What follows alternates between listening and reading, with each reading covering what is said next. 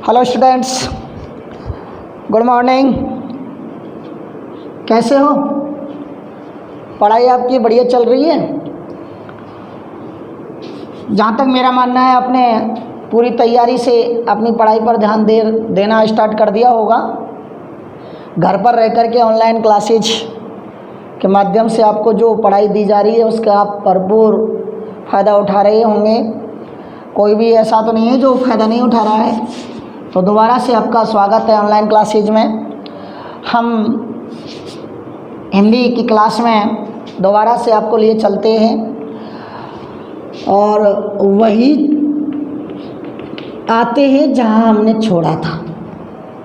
और छोड़ा कहाँ था हमने यहाँ छोड़ा था साया एक अव्ययी भाव समास। आज इस अव्ययी भाव समास का क्लियर करते हैं। अव्ययी भाव समास, अव्यय जिसमें कोई परिवर्तन नहीं किया जाता। मैंने आपको ये कह के गया था और बताया भी था कि अव्ययी भाव समास वो समास होता है जिसका पहला पद प्रधान होता है। पहला पद प्रधान होता है या अव्यय होता है। अब अव्यय कौन कौन से होते हैं? या तो उपसर्ग होते हैं या प्रत्यय होते हैं। तो नॉर्मल वे में मैं यूँ कह दूँ कि मूल शब्द के आगे, समझना है आपको, या तो उपसर्ग लगे होते हैं या पीछे यदा कदा प्रत्यय लगे होते हैं।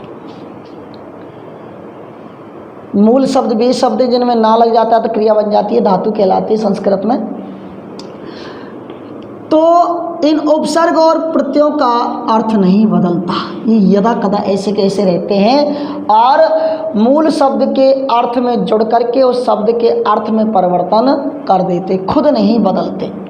आइएगा, मैंने आपको कल ये कहा था कि इस अव्ययी भाव समास जो बहुत ज़्यादा मस्त है, बहुत ज़्यादा मोस्ट है अपने आप में। इसको पढ़ेंगे तो दो तीन चीज़ क्लियर होंगी, उपसर्ग भी क्लियर होगा और प्रत्यय भी क्लियर होंगे, संधि भी इसमें चलेगी साथ साथ। यड़ संधि का बहुत तगड़ा इसमें उदाहरण देखे जाएंगे।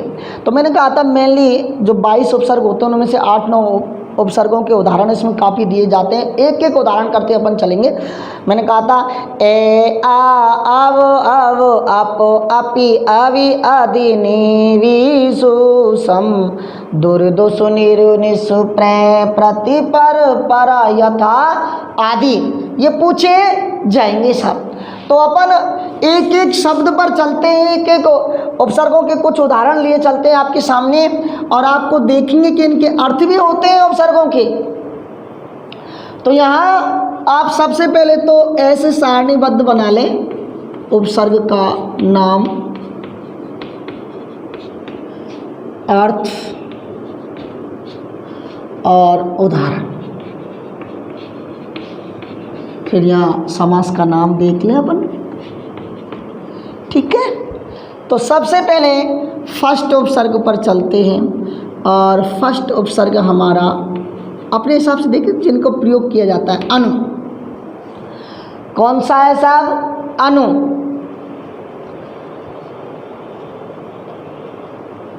अनु। अब अनु का हमें अर्थ देखना है। तो सबसे पहले अनु का अर्थ है प्रतीक।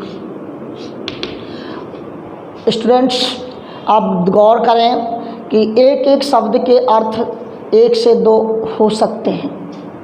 अब जैसे हमने प्रत्येक लिया, के अनुसार लिया और एक इसका अर्थ पीछे भी है, तो ध्यान से सुनना चाहिए, एक अर्थ पर रह जाएं। प्रत्येक भी होता है, के अनुसार भी होता है, पीछे भी होता है। तो उदाहरणों के अनुरूप देखते हैं अपन। जैसे मैंने लिख दिया अनुक्षण, जैसे मैंने लिख दिया अनुदान। मैंने आपसे कहा था ना कि मूल शब्द के आगे या तो उपसर्ग मिलेंगे या प्रत्यय। अब देखो अनु आया, अनु आया तो मूल शब्द क्या बचा? क्षण। मूल शब्द क्या बचा? दान। अब जब इनका विग्रह करेंगे तो साफ कहा था मैंने कि मूल शब्द लिख करके उपसर्ग और प्रत्ययों का अर्थ उस मूल शब्द में और उपसर्ग में जोड़ दिया जाता है। जैसे क्षण, अनु का अर्थ क्या है? प्रत्येक। तो प्रत्येक क्षण।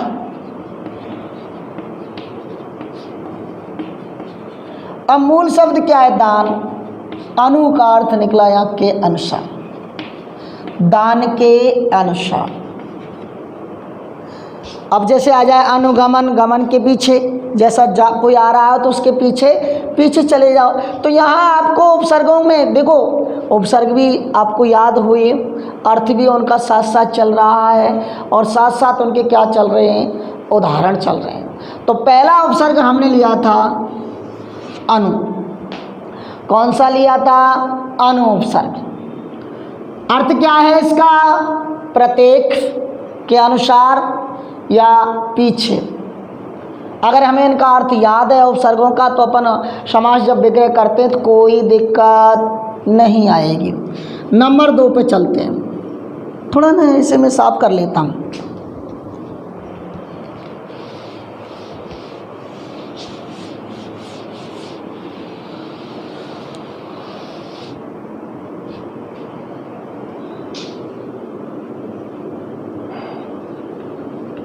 अति अर्थ अधिक दिख रहा है, अधिकतर, और एक और अर्थ इसका कभी देखा जाता है अतिक्रमण। अतिक्रमण, अति उपसर्ग का अर्थ है अधिक या अतिक्रमण। जैसे अपन उदाहरण देख लेते हैं साहब। उदाहरण में हमने दिया अत्यधिक। 2-3 और उदाहरण देख लेते हैं। अत्यावश्यक, अत्युत्तम, अत्यधिक, अत्यावश्यक, अति उत्तम, अत्याचार,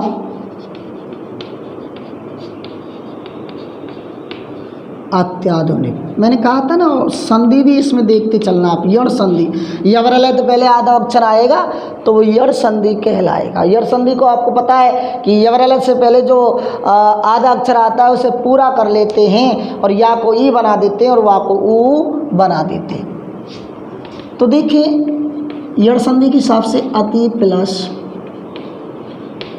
अधिक, अति प्लस आवश्यक, अति प्लस उत्तम, अति प्लस आचार मत बोल देना, आचार। आचार कहते व्यवहार। सॉरी 2 बार लिख दिया मैंने। यहाँ अत्याधुनिक लिख देता हूँ मैं, अति प्लस आधुनिक। ये तो रही में संधि का कोई जरूरी नहीं था, लेकिन मैंने तो इनमें वैसे लिख दिया था आपको। अब देखिए साहब, अब विग्रह करेंगे तो अधिक तो मूल शब्द हुआ, लिख दिया। अब उपसर्ग का अर्थ इसमें जोड़ देंगे तो उपसर्ग का अर्थ क्या हुआ? अधिक। तो अधिक से अधिक। यहां आवश्यक मूल शब्द हुआ, आवश्यक से अधिक, यानी आवश्यक तो है लेकिन उससे भी ज़्यादा अधिक है। अति उत्तम, उत्तम से अधिक।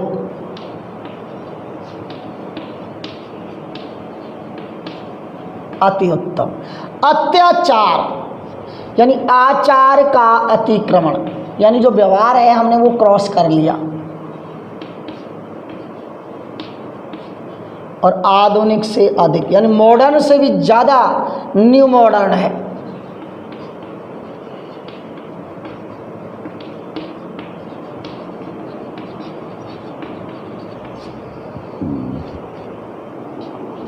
इससे पहले हमने अनु पढ़ा, उसके बाद अति पढ़ा। अब चलते हैं हम दूसरा उदाहरण प्रति पर। बहुत उदाहरण पूछे जाते हैं, बहुत। प्रति की, अति के पूछे जाते हैं, प्रति के पूछे जाते हैं। अर्थ देखना, प्रत्येक बहुत अर्थ है इसके। दूसरा, दूसरी, प्रत्येक, दूसरा, दूसरी, सामने, और विपरीत, ये अर्थ है सब। प्रति उपसर्ग के अर्थ हैं ये। क्या है? अर्थ। उदाहरण देखें आप, प्रत्येक, यड़ संधि है कहना है, प्रत्येक, प्रतिदिन, प्रत्येक, प्रतिदिन, प्रत्यक्ष,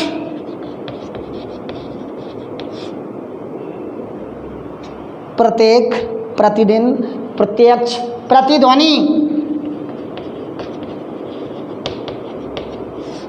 प्रत्युत्तर, प्रतिहिंसा। अब देखो साहब, यड़ संधि के हिसाब से प्रति हो गया, उपसर्ग आ गया प्रति, बच गया क्या? एक। तो उपसर्ग का अर्थ लिख दिया हमने प्रत्येक, तो प्रत्येक एक या एक एक। देखो दिन मूल शब्द है, प्रत्येक दिन,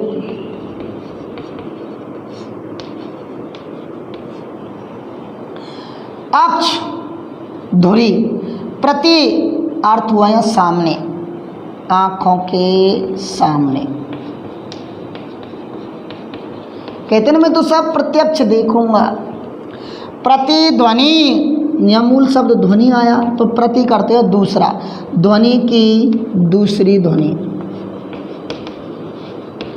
जैसे अपन कभी बोलते जैसे कोई सूखा कुआं पड़ा है, हम जैसे उसमें से आवाज़ देते तो उसमें से दूसरी ध्वनि निकल करके आती है। प्रत्युत्तर मूल शब्द हुआ उत्तर, उत्तर का दूसरा उत्तर। प्रतिहिंसा, हिंसा के विपरीत हिंसा।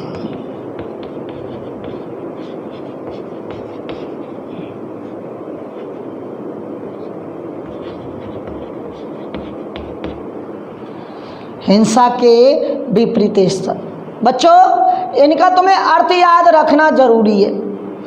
प्रत्येक है, दूसरी है, दूसरा है, सामने है, विपरीत है, अति का अधिक है, अतिक्रमण है, और उसके बाद उदाहरणों के रूप में अपन पढ़ते चलेंगे। ये सब हमें याद रखना है। मिटा देता हूँ ना।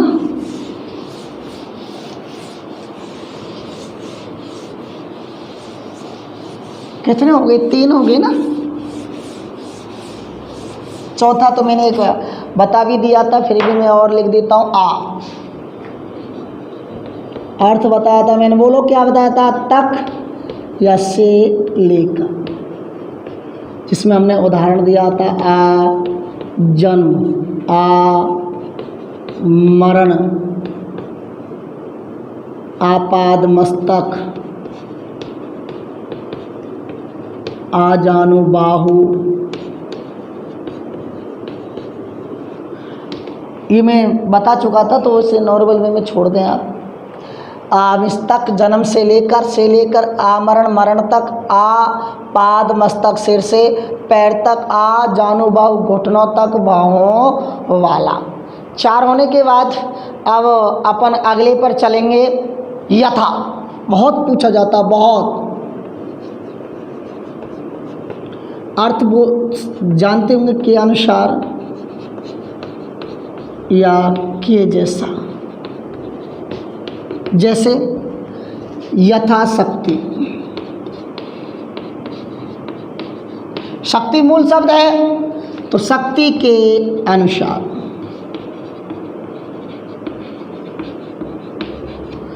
यथारूप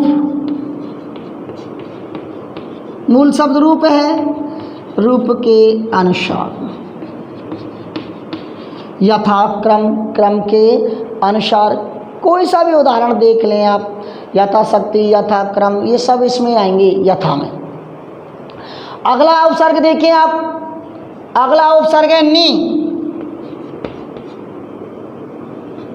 जिसे अपन बिना कह सकते, बिना या रहित। इसमें संधि बहुत इंपॉर्टेंट है नेम में, क्योंकि देखना उदाहरण है आप, इसमें आएगा साहब निडर। मूल शब्द क्या है? डर, तो डर से रहित, जो डरता नहीं है। नीरस, बड़ी मात्रा आई है, निही प्लस रस, नी और दू के बाद रह आता तो नी बन जाता है, दू बन जाता है। नीरस, रस से रहित।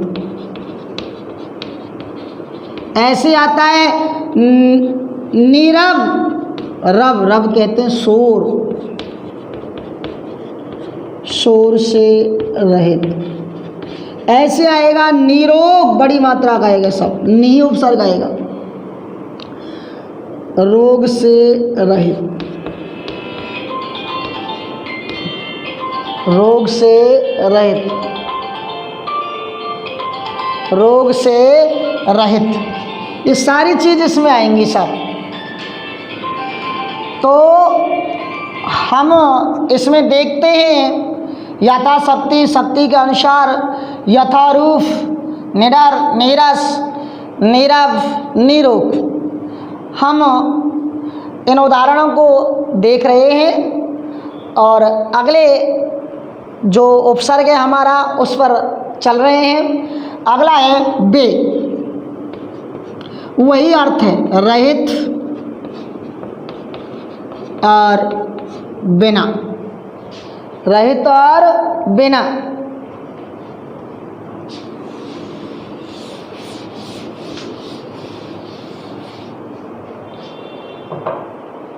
जिसमें हम लिख देंगे उदाहरण बेशर्म, शर्म मूल शब्द है, शर्म रहित, शर्म से रहित। वे शर्म, या और भी उदाहरण देख सकते हैं अपन। इसमें अपन देख सकते हैं बेचैन, चैन रहित। वेगार, कार्य रहित, कार का अर्थ कार्य। वे शर्म, बेचैन, वेगार, ये बे का उदाहरण है ऐसा। तो कौन सा समास हुआ इसमें? अव्ययीभाव समास। अगला उपसर्ग देखिए भर, भर का अर्थ पूरा, पूरी। जैसे भरसक, पूरी शक्ति से, पूरी शक्ति से। भरमार, भरमार, पूरी मार। भरसक, भर मार, पूरी मार, पूरी शक्ति से। जैसे एक और आ जाए भरपेट, भरा हुआ है जिसका पेट, भरा हुआ है पेट। और एक लास्ट लिए चलते हैं उदाहरण पर, और उसका नाम है से। सहित या के साथ। जैसे सकुशल, कुशल के साथ।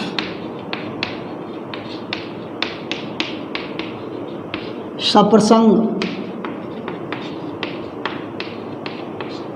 प्रसंग सहित, प्रसंग के साथ। ये कुछ हमने आपको उपसर्गों के उदाहरण दिए थे बच्चों। अब मान लो ऐसे ही अपन उसका भी देख सकते हैं। यहाँ एक उदाहरण इसमें भी ये देख लो, सावधान, से प्लस अवधान। अवधान का अर्थ लिखना है आपको, बहुत इंपॉर्टेंट है। अवधान का अर्थ है मनोयोग, मनोयोग के साथ, मनोयोग के साथ। अब कुछ उदाहरण अपन उपसर्गों को देख लिए, प्रत्यय और देखते हैं अपन। मान लो एक प्रत्यय हमने दिया भर, अब ये उपसर्गों में भी आया और प्रत्यय भी आया। जैसे दिन भर, तो दिन मूल शब्द है, पूरा दिन। रात भर, पूरी रात। वर्ष भर, पूरी वर्ष। तो जहाँ उपसर्ग आते हैं मूल शब्द के पहले लगे मिलेंगे या मूल शब्द के बाद, वहाँ कौन सा समास होगा? अव्ययीभाव समास। तो बेपद जिसका पहला पद प्रधान होता है, उपसर्ग लगे हुए होते हैं मूल शब्द के आगे, या प्रत्यय लगे हुए होते हैं मूल शब्द के पीछे, जो खुद के अर्थ में परिवर्तन नहीं करते, लेकिन जिस शब्द के साथ जुड़ जाते हैं उस शब्द के अर्थ में परिवर्तन कर देते हैं। वहाँ अव्ययभाव समास आता है। शुरू से लेकर एंड तक हमने आपको समास पढ़ाए, और अगली क्लास में हम आपको इस समास से रिलेटिव जो छोटी मोटी चीज़ें हैं वो जो रह गई वो लेकर के आएंगे, और अगला समास हम स्टार्ट करेंगे बहुब्रीहि समास। तब तक के लिए धन्यवाद।